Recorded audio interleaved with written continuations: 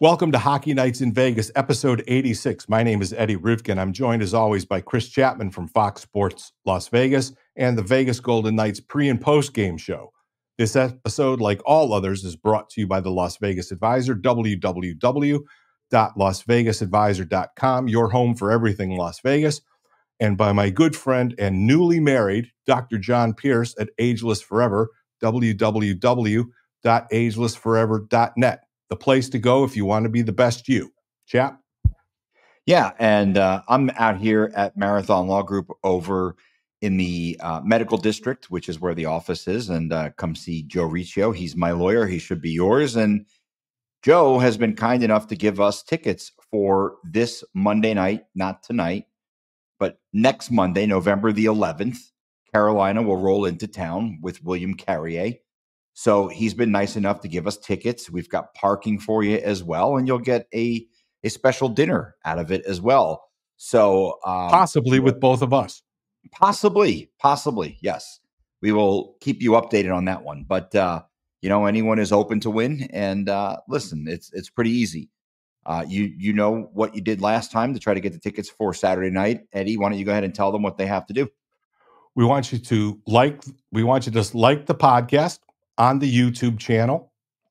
We want you to subscribe to the podcast on the YouTube channel. And for this giveaway, we're going to include everybody who commented tickets for the first giveaway. And we'll talk about that just a minute from now.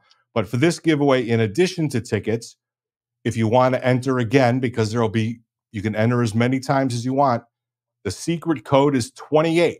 The number 28. Will Carrier's jersey. Will's coming back to Vegas. He was a beloved original Misfit for many years, decided to take the money and blow town and leave us hanging. But we don't hate him for that. And everybody deserves the bag, I guess. So like the podcast, subscribe to the podcast, comment 28 in the comments, and you'll be entered or maybe entered again into the drawing for tickets this Monday night, next Monday night, the 11th, Veterans Day, versus the Carolina Hurricanes. Should make note you're a veteran. I am indeed. I won't stand up if they ask, but yes, I'm a veteran of the United States Navy, eons ago, in fact. Not that fucking long ago. Come on, man. Okay, so the plugs are complete. Let's talk Golden Knights hockey. 8-3-1, 17 points, first in the Pacific, leading the surprising Los Angeles Kings, who they are 1-1 against this year, and we're going to talk about that LA Kings game here in just a minute. They are second in the Western Conference behind the Winnipeg Jets, who are absolutely in fuego at 11-1, and third in the NHL overall. So we're about a dozen games into the season. All the teams have played at least 10 games. Most are up around the 12 mark. I think the biggest question about the Golden Knights is, are they ever going to win a game on the road? Well, the answer to that is simple. They will. And they're going to win on Wednesday night when they go to Edmonton. Wow. We're starting out with a hot take. I was going to ask you at the end when they're going to get off the schneid, but you just jumped right in. And I don't particularly think it's a hot take. They're better than Edmonton. They always get up to play the Oilers. No Connor McDavid is going to be in the lineup for Edmonton. If there was ever a time for Vegas to go up to the Oil City and take care of business and get 3 or 2 points, Wednesday's the night. I think they're clearly a superior team to the Edmonton Oilers when they're clicking on all cylinders. I trust the goalies for the Golden Knights better than I trust the goalies for the Oilers. At some point, they're going to win a game. I think it's going to be sooner rather than later. In fact, I will go as far as to say they're going to come away with at least 3 points on this road trip. Well, Edmonton's 4 wins in 5 games without Connor McDavid. But I guess the question, I'll push back just a little bit to make sure we get enough time in on this episode. They're a better team than Edmonton if they're clicking on all cylinders. Right. Yes. They haven't clicked on all cylinders in a road game this year. You'd agree with that. I think the closest we saw was in Tampa. Yep. A game that they probably should have won. And I guess you can make the case that maybe they should have lost the Ottawa game. So they kind of even each other out. But Eddie, this team is too good to continue to lose games on the road. They're too well coached. They have too much leadership in that locker room.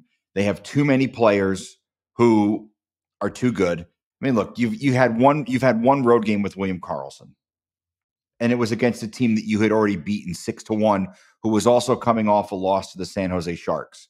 You knew you were going to get LA's very best effort in that game. So I don't take too much stock in that loss. Look, Nothing. You don't take. You know where I'm going with this. I think the start against the Kings was good. I think it was the middle of the game that was kind of ugh. And I like the way they finished. So if they clean up that second period, I think they're probably looking at a complete game. Look, I think Samsonov was not at his best. I think that was the bad Samsonov that we saw in Los Angeles. We had seen some pretty good Samsonov prior to that. So I think, what was the game where he had was it Florida where he had over 40 saves? Yeah, I think so. 42, 4 goals on 46 or something, like 42 saves. You had the emotional game against Logan Thompson, the first road game of the season. You follow that up with a road game that you probably should have won. And then you had a road game in Florida where the goalie kept them in the game, but they really weren't out of it. They had a lead in the third period. So the LA game is a throwaway to me just because of circumstances. I think you're going to get a very good effort from the Golden Knights on Wednesday night against the Edmonton Oilers. And like I said, I'm not going to back off that. I think they win that game. They certainly have the Golden Knights certainly have a tendency to play up to their competition and down to their competition. So they play up for that team. Like, yeah, I think there's going to be no issue whatsoever with motivation for that game. That's for sure. But without needing to be sensational or intentionally wanting to be sensational, Samsonov has his first bad game as a Golden Knight, and then the call goes down to Henderson for Akira Schmid. Is that a nothing burger? Is that a something burger? Is that we should, shit happens, let's just move on? Or is it something we should talk about? I think it's a nothing burger. They said he was sore. Look, goalies, they get sore. They do things. They do things that regular players don't do. They move in ways that regular players don't move. Look, I'm sore getting out of bed sometimes, and all I did was sleep. Kid. So like for an NHL goalie to say he's sore, I think there's probably some merit to that. And look, it was a game you were going to play a game you're going to play Adin Hill anyway. So if you were going to have Samsonov miss a game, you call up Akira Schmid from Henderson. He came up right up the street, and he gets an NHL paycheck to sit on the bench for a night. All he had to do was put his uniform on and go take warm-ups. So I think if it becomes an issue, if one game turns into 3 or 4, then I guess we'll see. Like if Akira Schmid goes on the road trip with them, maybe then you start to ask some questions. But until that happens, I'm not going to take too much stock in him missing one game because of soreness. He did practice on Friday. I was out there and I mean, I don't know if he was okay. I mean, from what I saw, he looked fine, but maybe he woke up Saturday morning and his groin was a little sore, or maybe he had, who knows, something in somewhere that he just didn't feel right. So you have to trust the guy when he tells the coaching staff and the trainers that he's not feeling right. Unfortunately for the Golden Knights, they have a quality guy in Henderson, a guy who's won a playoff series.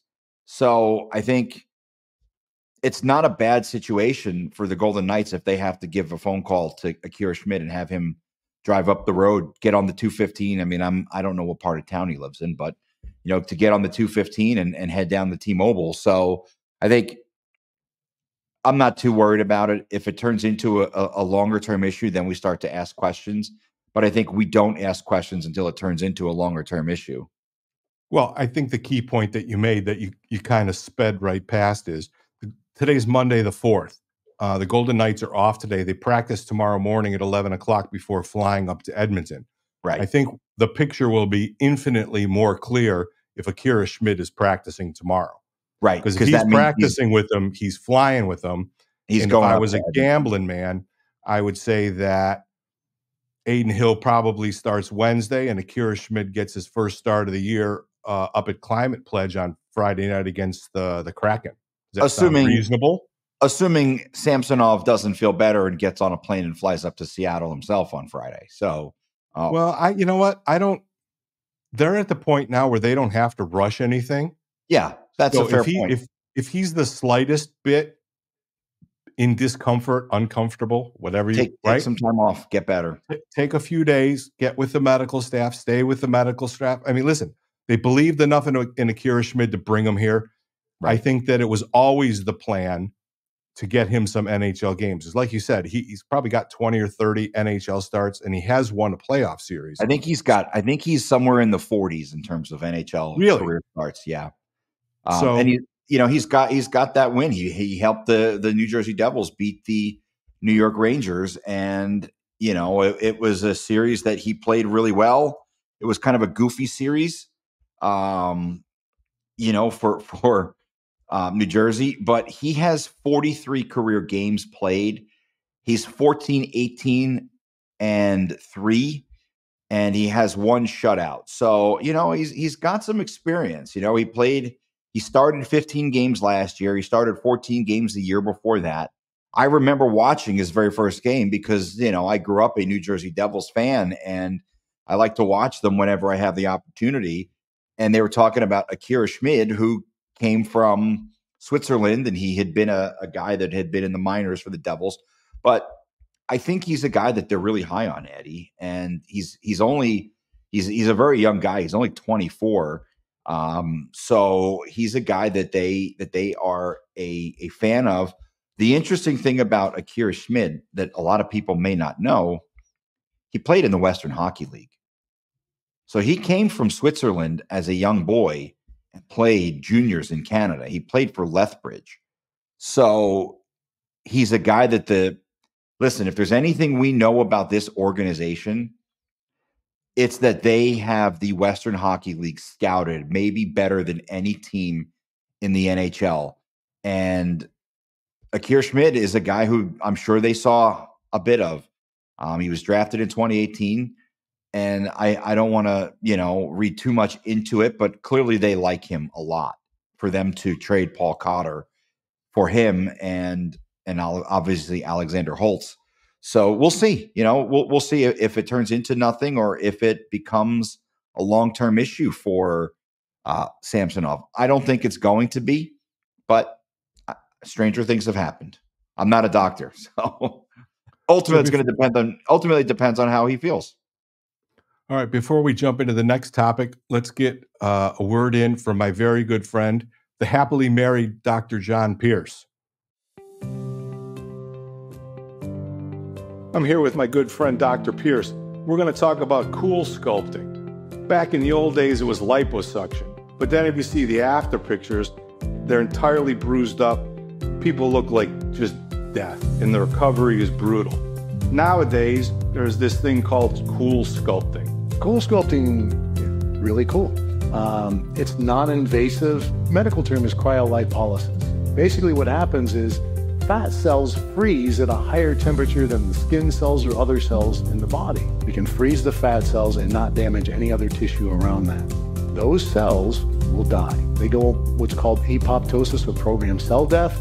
They basically disintegrate. The body sends in white blood cells that gobbles up the remnants and deposits them in the colon, and down the drain it goes. Depending on the amount or the area that you're looking to do, it may require 2 or 3, maybe even 4 treatments. It's really, really inexpensive, very, very effective. So if you've got problem areas that diet and exercise aren't taken care of, you got that little pooch or you got some love handles that you want to address, cool sculpting is the way to go. Not a weight loss thing. So, if you got problem areas that are bothersome to you, we can target those and get rid of the fat in that area. This is non-invasive. You come in, you lay in a comfortable chair, the gals take care of you. If you need a little touch-up, you don't have to be vain, so I'm considering it.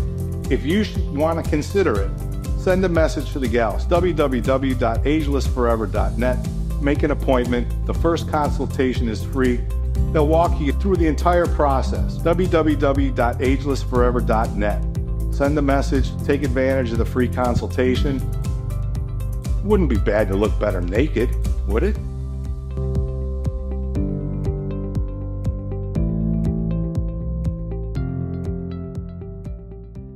So I want to pivot backwards for a second. In the first episode, the 1 a.m. after March or so episode that we began this season Yeah. with, the hot topic was going to be secondary scoring. No Marchessault, no Chandler Stevenson, no Amadio, no Carrier, all those goals out the door. And we hypothecated about how the hell they're going to get secondary scoring. If I told you that the Vegas Golden Knights through 12 games are leading the NHL in this semi-obtuse stat, 16 different Golden Knights players have scored through 12 games. Noah Hannafin being the 16th, and that was a couple of nights ago against Utah. I don't know if I'm willing to say that secondary scoring, we kind of pump the tires on what could be a huge issue the whole year, but it doesn't seem to be. But we also discussed who's going to step up. Who's going to have the career year that Will Carrier had a couple of years ago when he had 15? And I think we have our answers now. I think it's absolutely Brett Howden has 6 goals. He had 8 goals in 72 games last year. Pavel Dorofeyev, who we've all known from the beginning, is a goal scorer. Right. Not a big guy, but a guy who's willing to go to the dirty areas. And the fact that he does that, honestly, is probably why he's on the big club still versus Brendan Brisson, who is back in Henderson trying to find his game to get back to the big club.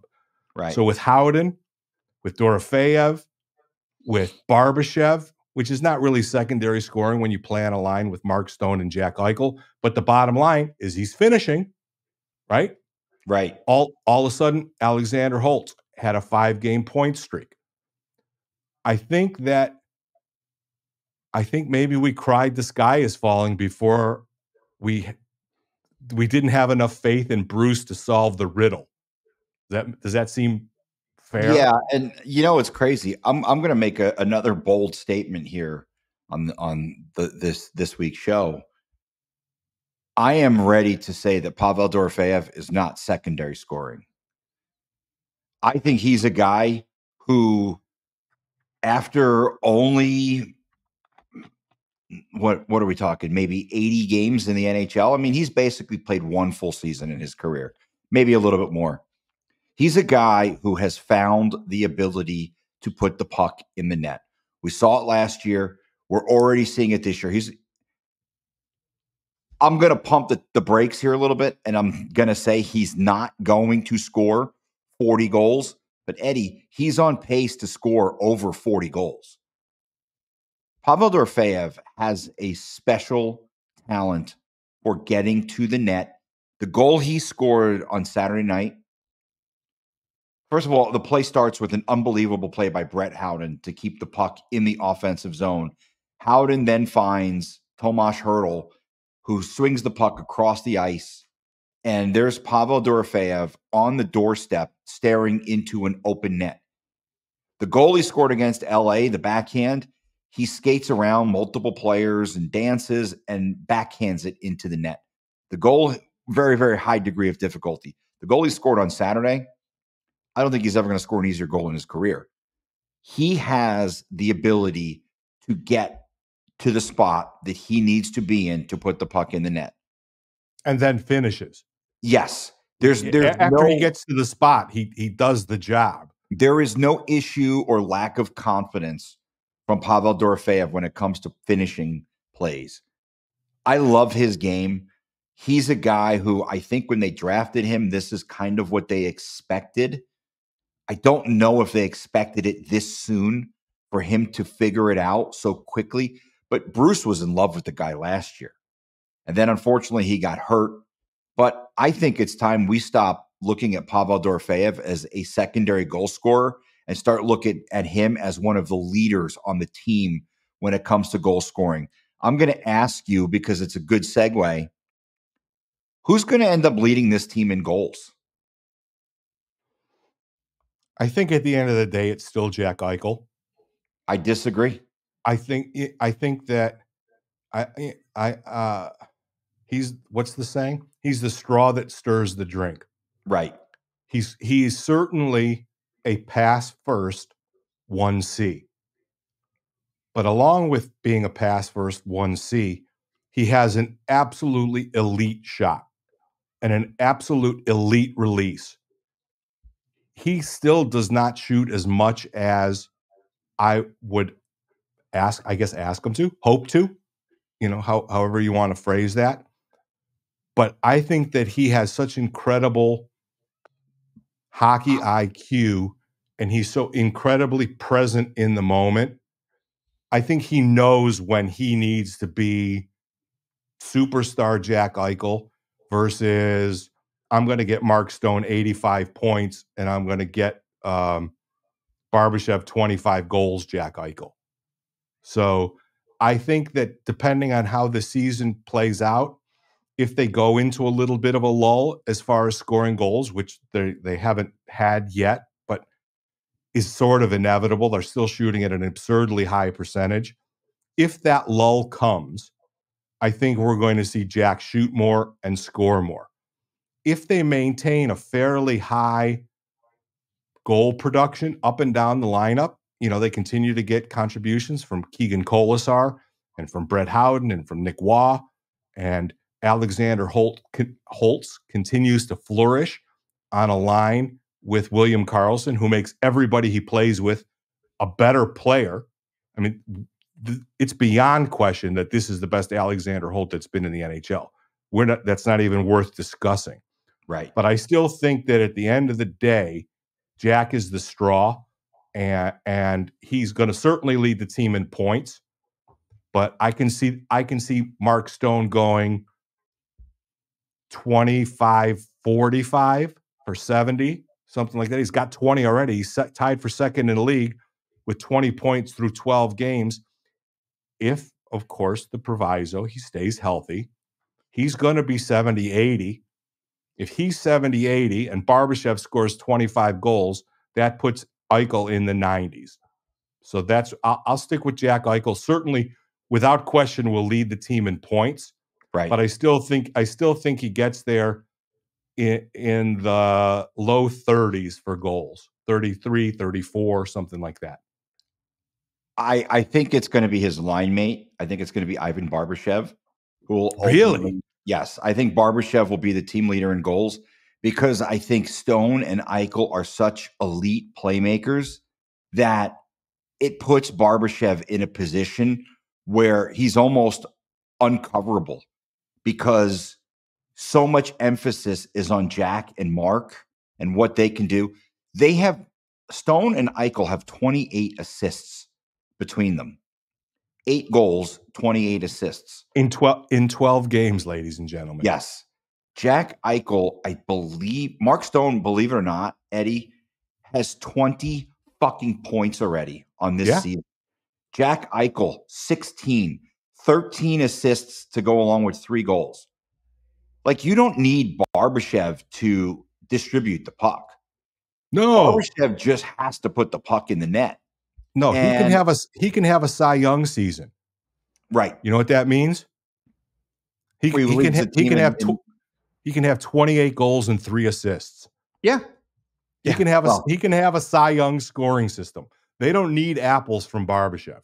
Yeah, it's funny. You're a Detroit guy. Well, he can have the Denny McLain season, 30 and the last 30 game, and will be the last 30 game winner in baseball history. So, but I like the fact that Barbashev doesn't miss games. I think that's important.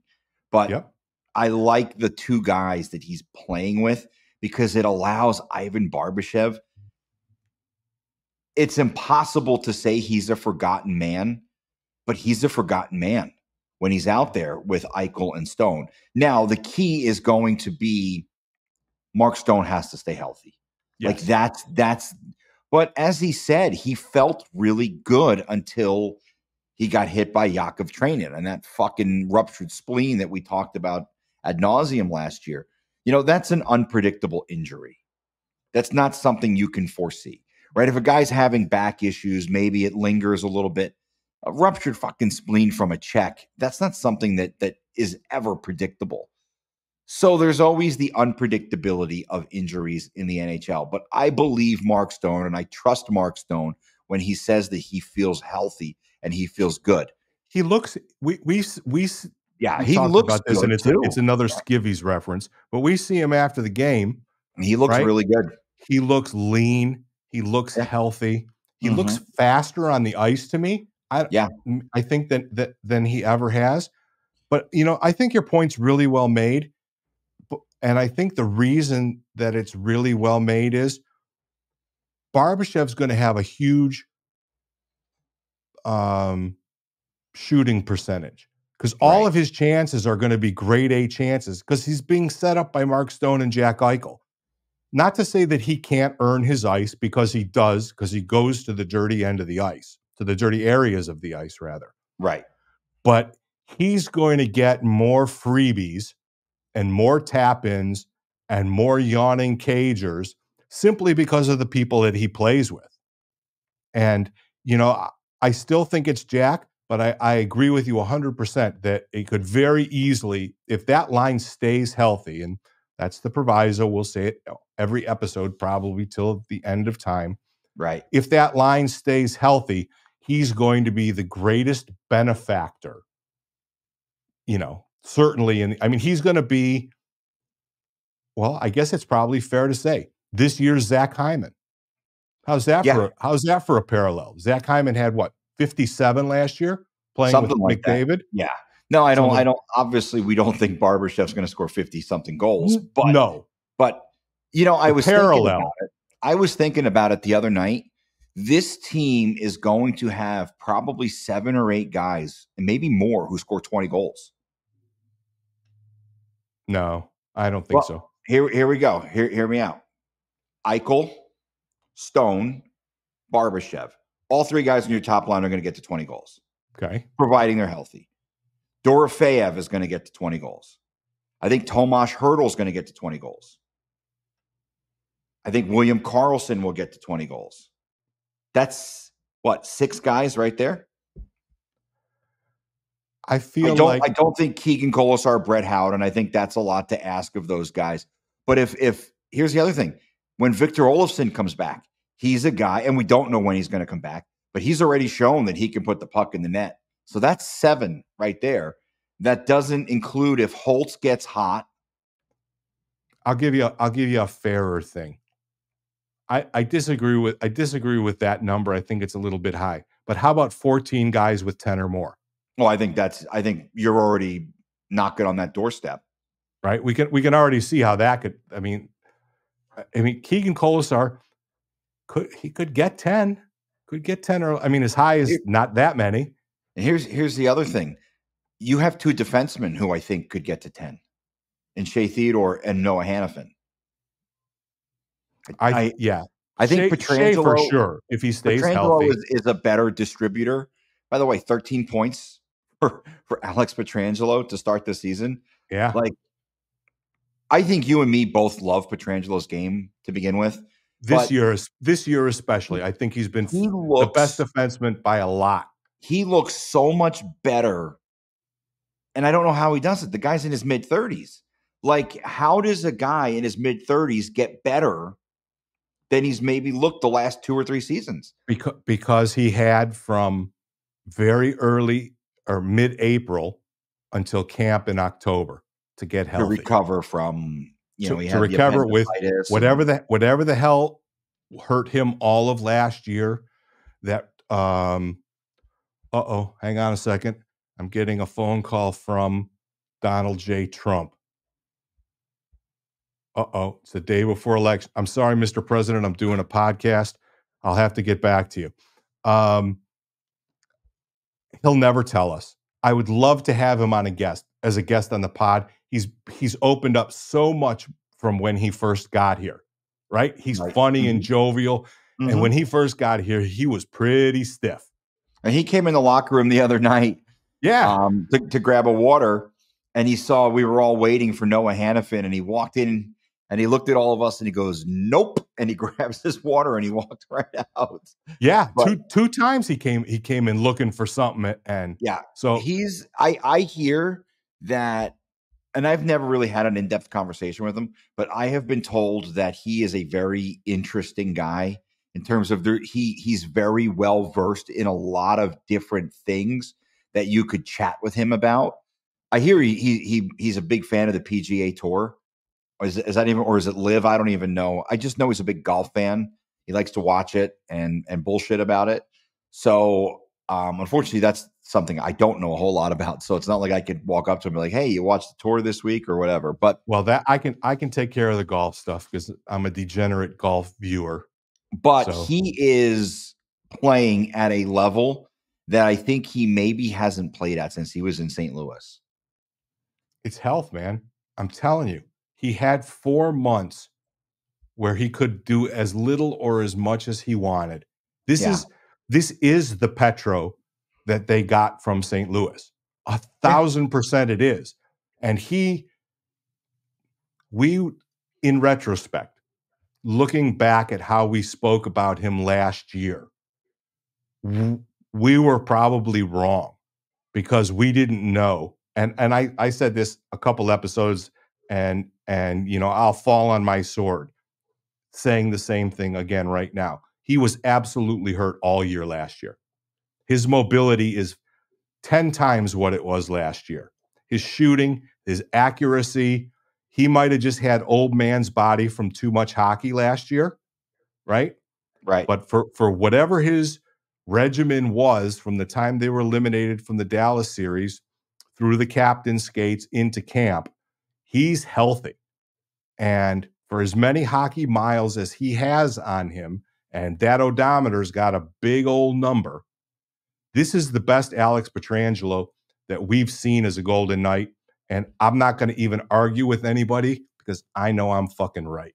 Yeah, he's been, I was going to say the same thing. I think this is the best version of him we've seen since he's been here. He looks more quick. He looks more decisive, I think. He looks like the guy who was the captain for the Blues.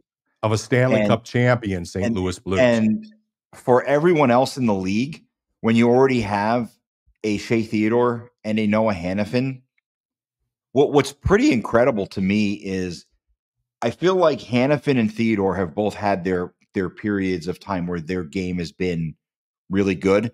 And then they've kind of maybe not regressed, but kind of gotten out of the spotlight a little bit. And the other guy has stood up. Pietrangelo has been consistent from game one. Like Shea Theodore was really good the first maybe 5 or 6 games, 7 games of the season. And Noah Hannafin, you were wondering when you were going to get this Noah Hannafin that they signed in last spring. But now it's Noah Hannafin who's kind of being the guy who is excelling. But Pietrangelo has been really good from the first game of the season. And so that's a scary thing because if you have 2 of those 3 guys clicking, it makes the Golden Knights a really, really difficult team to beat. If all 3 of them are clicking, forget it. Forget it. The Golden Knights are almost unbeatable if all 3 of those guys are on their game because I feel like the secondary defensemen are so good at what they do. Like, I hate to call Zach Whitecloud a bottom pair defenseman because he's so much better than that. And he's been good. And Nick Hague, who missed a game or 2, he's been really good too. So, like, I feel like the blue line has gotten some things worked out a little bit. They made some changes about 5-6 games ago, and it's been beneficial. They went back to the old pairings where you had Hague and Whitecloud, McNabb and Theodore, and Hannafin and Pietrangelo. And Eddie, since that time, they have been so fucking good. Let me ask you this, and it'll be the last sort of personnel question. Is Shea Theodore playing a little bit freer now that he got his deal? Maybe. I think I need a bigger sample size. It's only been what, 3 or 4 games since he signed that deal. Yeah, I think that's about right. I want to see how he plays like in December and January, but I think it's a weight off of his shoulders, to not have to really worry about the contract. He saw Marchessault go through it all year, and I don't know what kind of stress Marchessault had dealing with it. My guess is probably not very much. But he also saw Alec Martinez go through it, and Michael Amadio, and William Carrier, and Chandler Stevenson. And I'm sure it's just a huge relief for these guys when they get that weight lifted off their shoulders. So, yeah, there probably is something to it. I mean, I think he's basically playing what we expect from Shea Theodore. I mean, his game hasn't regressed, that's for sure. All right, before we begin the final segment, which is going to be a look forward, let's get a word in from Marathon Law.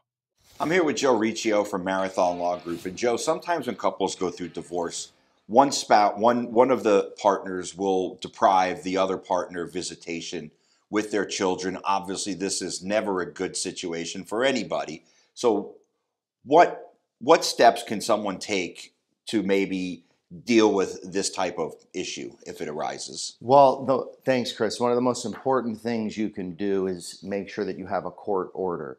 And in the state of Nevada, over the last several years, the Nevada legislature has moved towards involving both parents and finding it best for children to be involved, or parents to be involved with both children equally, both on the legal custody and the physical custody side of things. So if you're being denied time or deprived time, whether it's in a court order or not, you definitely want to take measures to prove or at least show the court that you've been making those overt efforts and that the other side has been depriving you. So maybe like keeping a calendar or something like that and marking when you have visitation with the child, maybe marking when you should and if you don't get visitation on that particular day? Yeah, absolutely. Not only could you keep a calendar log, but there's applications that the parties can get into without the court for free that allow them to communicate that the court can look at when that time is right. And then there's other mechanisms that you can engage in as well, such as text messaging and emailing and making sure you're keeping those records. We've covered the players. We've talked little goalie. We've talked about records, and we've talked about scoring. Let's work on the last segment being with coming up for the Vegas Golden Knights. Edmonton, Wednesday, Seattle, Friday, Carolina on Monday. We sometimes get ourselves in an enormous, we make asses of ourselves. There's really just no other way to put it. They're 0-3-1 on the road. They're 8-0 at home. You've already gone ahead and stepped in it and said they're going to win Wednesday night. So are you willing to say that this is a 5.3 game switcheroo? I think they get at least 4. Carolina is unpredictable to me. Listen, you're not going to go 41-0 at home. I think the Hurricanes are a very good team. They've lost a little bit, and they still have goalie questions. So certainly it's a game that the Golden Knights can win. But this is a team that they've traditionally struggled with. So I'm confident in saying that they're going to get at least 4 points in these next 3 games. I think they beat Edmonton. And then Seattle, to me, is one where maybe you go to overtime, maybe you lose because the Kraken tend to be a little bit of a pain in the ass for this team. And then I think the Carolina game is a toss-up to me. That could go either way. They could win that game or they could lose it, or they could go to overtime and get a point. So I feel like 4 is probably a pretty fair. That's the expectation? Yes, at least 4, yes. I'm not quite convinced as you are with Edmonton, but I think that Seattle's a very winnable game. The building's pretty loud. They play pretty well. But honestly, Seattle's not that good a team. Their goaltending is super suspect. Yeah. And right now, Carolina is playing really well, but this is their first trip out west. Right. And, I don't have the schedule in front of me to see where they're going to be before they get here Monday or if if we're the first game of their roadie. But the time change is always a something. So I'll go the other way. I'll say that maybe they get one against Edmonton. They go to and then Colorado before they come here, by the way. Okay, so Colorado they play on, I assume, Saturday night. The 9th, yes. Yeah. Okay. So they're making their way out west. Right. So I'll say maybe they get a point against Edmonton, and maybe it's a coin flip for the bonus point. I think that they comfortably get a win in Seattle because they're just a far, far superior team. And I suspect that might also be the debut of Akira Schmid in goal. And then Carolina is awfully good, and Right. Rob Brindamore teams are awfully difficult to play against. And they have some elite scoring in Sebastian Aho and Marty Natchez and stuff like that. So I'll go for the other way, a different way. I'll go 1-2 and 1 on the end, maybe 2. So I think we got the same thing. 4 or 5 is probably the right expectation for the next 3 games. That'll take us up to November the 11th, Veterans Day, the Golden Giveaway. Tickets courtesy of Marathon Law. 2 tickets in the lower bowl, section 4. Yeah, listen, I saw Joe the other night. He was in his seats. Those tickets are so fucking good. Those seats are awesome. So you get the tickets, you get parking, you get dinner with me, and possibly with Chris Chapman if his boss is nice enough to give him Veterans Day off, even though he's not a veteran. I'm not. But either way, it's a prize package worth at least $500. And it's the Golden Giveaway. It's the second time we've given away tickets. There will probably be 3 or 4 more scattered throughout the season. All you have to do to win is like this podcast on the YouTube channel, subscribe to the YouTube channel, comment 28 in the comments for the return of original Misfit, William Carrier. That was his jersey number for all of you who've already forgotten him. Right. We will draw the winner of the contest on... You want to do it Saturday or Sunday? I was going to say the earlier the better, so let's do it Saturday. Let's do it. Yeah, we'll do it Saturday afternoon because that gives us a day and a half to find out. So the winner will be drawn on November the 9th. We'll call it 5 o'clock in the afternoon. Very special thanks to Joe at Marathon Law. He didn't have to cough up his season tickets, but he believes in what Chris and I are doing. And he said this would be a great way to increase the viewership. And it really has been, between my friend Dr. Pierce at Ageless Forever, also a season ticket holder on the other side of the rink, but with equally good seats. Listen, folks, this is the only podcast where you can win free tickets and free parking and free food. I don't care what any of those other people say. They're all full of shit. If you want to win stuff, this is the Hockey Nights in Vegas podcast. HockeyNightsVegas.com. Don't put the word in. That's where all the places you can find us. We're on Apple. We're on Spotify. We're on iHeart.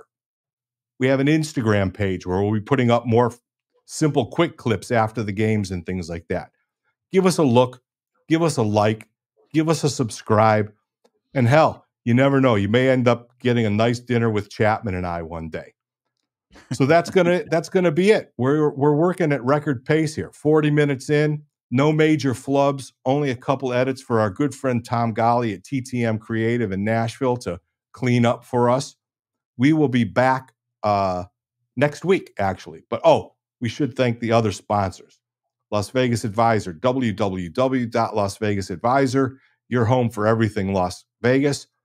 Again, Dr. John Pierce at agelessforever.net. Congratulations, John. You married the love of your life, Keisha. For some reason, you decided that you wanted me to officiate the wedding. We all got through it Saturday night. So we might even put a highlight in the next episode. If you want to see your guy Eddie standing up there looking all official and shit, you may get just a little clip of that. So that's it. 86 is in the bag. We are out of here. Don't forget to subscribe, like, win those tickets. We want to see you for dinner. Peace. We are out of here.